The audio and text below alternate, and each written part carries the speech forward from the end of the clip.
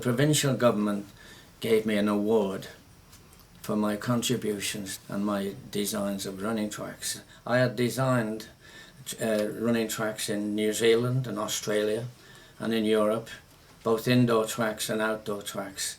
I was also consultant on major track facilities in Vancouver and Burnaby. Construction of the running track is actually 3 phases. The track base is constructed like a road.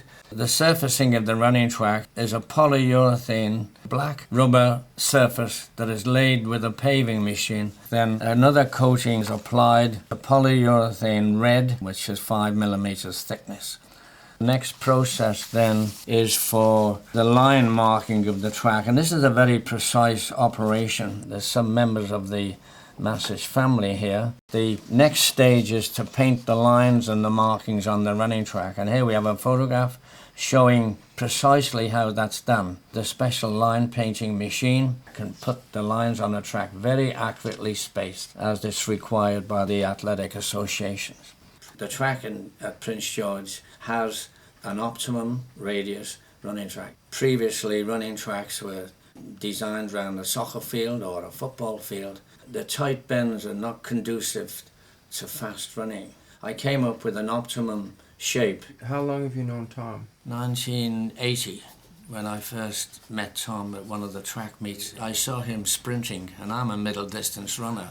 Prior to coming to Canada in 1957, I was a British champion and international athlete. His determination is live in his face. When he's running, he's putting all his effort into it.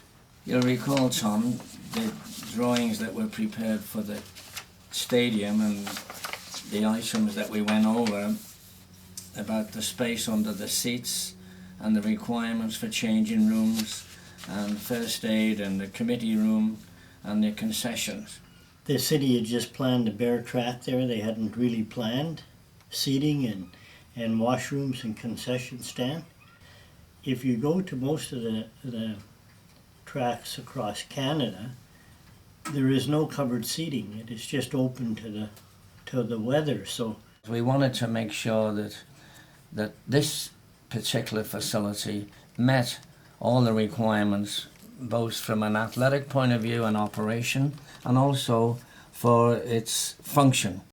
But the space under the seats, normally in a stadium, it's just vacant space. But it makes an ideal location to include the changing rooms and equipment rooms and all these other facilities that is needed, because it's already partially covered. okay, this is the opening ceremonies of the 1990 Games. And you see here the athletes are marching in, forming their teams.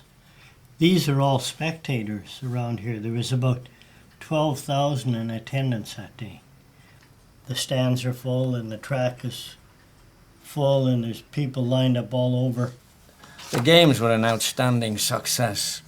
There's no question, and the number of spectators that came was in excess of 12,000.